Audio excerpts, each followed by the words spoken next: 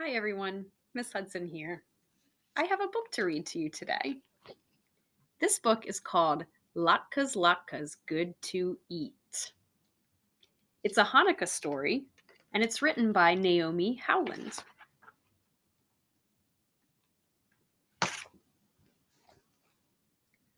On the outskirts of a tiny village, a girl named Sadie lived with her four little brothers, Herschel, Hillel, Chaim, and the baby, Max. Their mama lived there too, but she was away helping Aunt Rose with her new baby. The family was so poor that the one coin in Sadie's purse never had another coin to keep it company. Their house was so drafty, the wind whistled through it like a train going to Moscow. And they were always hungry.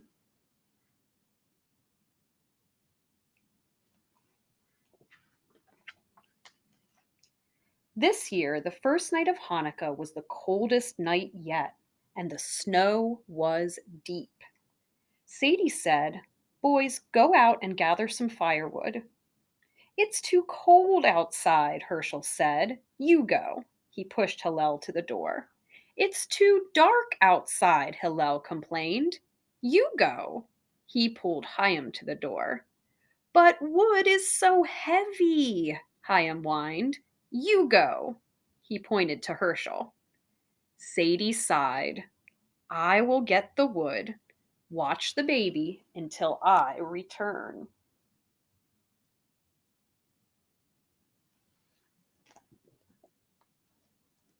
Sadie's boots sank into the new snow. She walked from tree to tree, picking up fallen branches. An hour passed. It got colder and darker, and a bitter wind began to blow. At last, Sadie packed up the wood and turned to go home. Suddenly, a twig snapped. Sadie whirled around to see a bent old woman standing before her. The woman's face was as creased and lined as a bit of wrinkled cloth. The old woman sneezed. "Hachoo!" "Bless you, Tante," Sadie said. She noticed that the old woman's shoulders were trembling. Her coat was shabby and thin. "Are you cold?" "Oh, I am, dear," said the old woman, shivering, "and I have no more firewood." She blew on her hands to warm them. Sadie didn't hesitate. "Please, take this wood for your fire," she said. She piled all the wood she had gathered into the old woman's sack. "Thank you," said the old woman. "You are a kind child. Now I have a gift for you." She unhooked a frying pan from her belt. "When you are hungry tonight, put this pan on the stove and say these words. Latkes good to eat, cook me up a Hanukkah treat."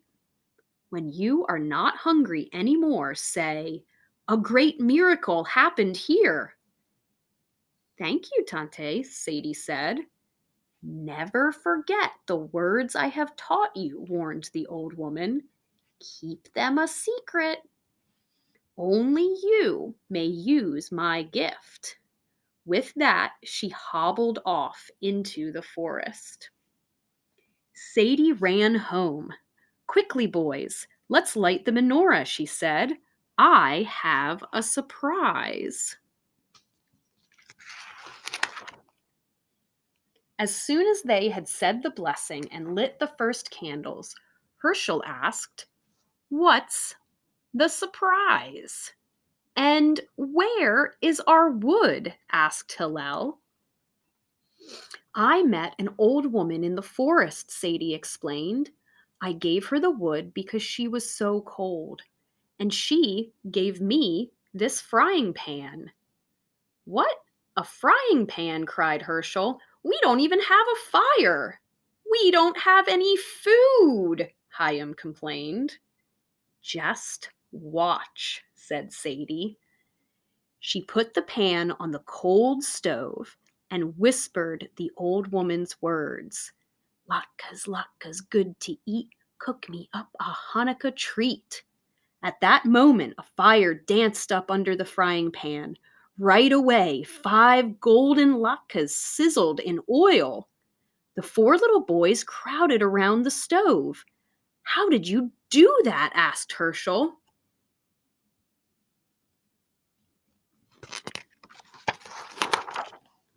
The old woman told me not to tell, answered Sadie. As soon as she put the latkes on their plates, another 5 latkes sputtered in the pan. Can I try? Asked Hillel. No, let me. Chaim pushed his brothers aside. No, said Sadie. Only I can use the frying pan. When the plates were heaped high with latkes, Sadie whispered, a great miracle happened here. And the magic frying pan stopped cooking just like that. They ate and ate until their stomachs were full. The next night, after Sadie and her brothers lit their menorah, Sadie set the frying pan on the stove. In a hushed voice, she repeated the words, Latkes, latkes, good to eat, cook me up a Hanukkah treat. Immediately, a fire glowed under the pan where 5 delicious latkes were sizzling. When the plates were heaped high, Sadie said softly, a great miracle happened here. The frying pan stopped cooking just like that.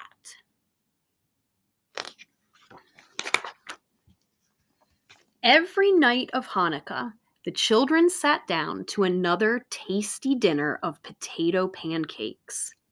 Then, the afternoon of the 8th night, Sadie put on her shawl. I am going to find the old woman and invite her to eat latkes with us tonight, she said. I will cook them when I get back.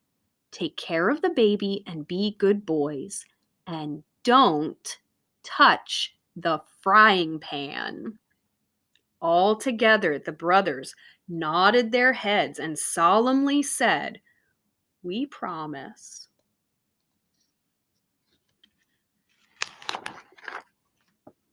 What do you think is going to happen?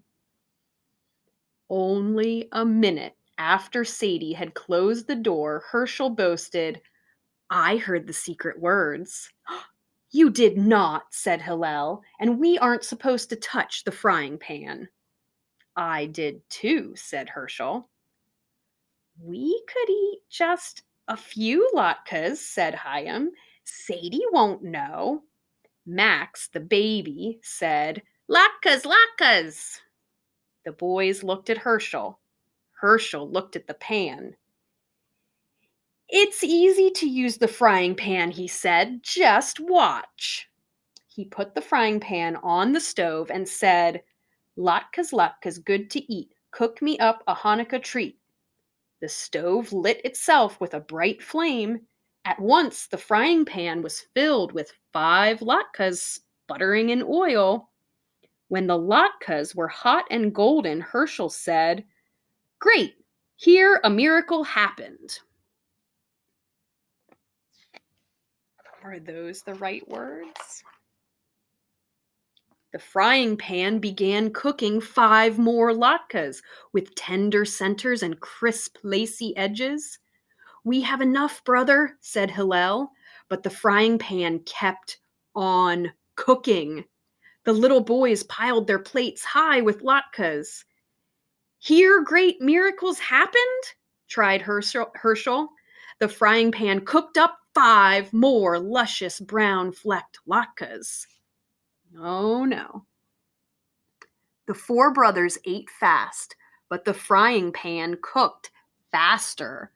Soon they had filled every dish, all the mixing bowls, and the wash tub with steaming hot latkes. Chaim cried, Stop, frying pan! But the frying pan cooked up 5 more latkes, savory and salty. Happy green miracles here! Max yelled, but the pan kept cooking. The boys hid latkes in the cupboard, and under the bed they fed latkes to the cat. Oh no. Soon, latkes were spilling out the door. The smell of potatoes and onions and oil floated through the village. The shoemaker stopped cobbling to sniff. The fishmonger, holding a fresh carp, paused to breathe in the fragrance. The village gossip even stopped talking long enough to inhale the aroma of Hanukkah cooking.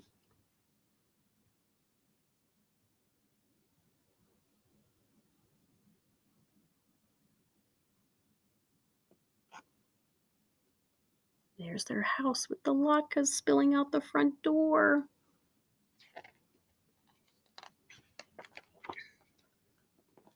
Meanwhile, Sadie had walked deep into the blue-shadowed forest. "Tante, Tante," she called over and over, but there was no answer. Where could the old woman be?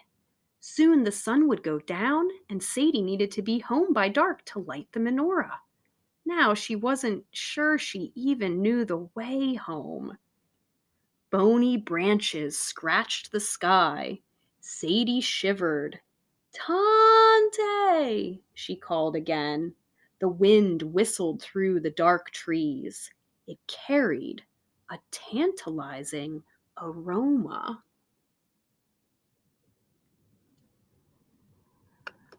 There was a rustle of dry leaves, and the old woman appeared. Before Sadie could say a word, the old woman held up her hand for silence and sniffed the air. Sadie, too, breathed deeply. Potatoes? Onions? Oil? Latkes! "Oh no!" she cried. Following her nose, she began to run, with the old woman close behind. When Sadie reached the edge of the village, she could not believe her eyes. Her house had almost disappeared under a mountain of latkes. She scrambled up the pile of warm latkes and looked in the windows. Her brothers were standing at the stove, eating latkes as fast as they could. More latkes sizzled in the frying pan. "A great miracle happened here!" Sadie shouted, and the frying pan stopped cooking just like that. Herschel, Hillel, Chaim, and the baby Max promised, "We will never touch the frying pan again."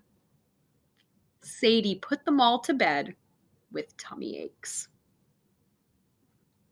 Here's what it looks like as she was looking through the window. Oh, they're still trying to eat all of those latkes. "But what will I do with all of these latkes?" she wondered. "I could carry them away," said the village porter. "I could sweep them up," said the broom seller. "We could eat them," said someone else. It was Mama, home from helping Aunt Rose. "We'll have a Hanukkah feast," said Sadie. "Everyone is invited."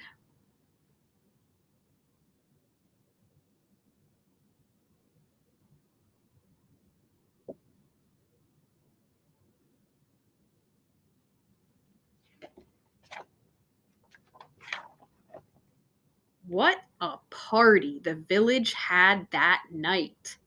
There was singing and dancing and dreidel playing, and of course there were latkes.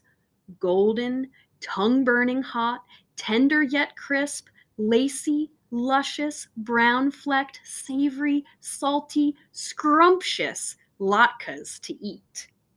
And no one in the tiny village was ever hungry on Hanukkah again. Thanks for reading with me, Latkes, Latkes, Good to Eat.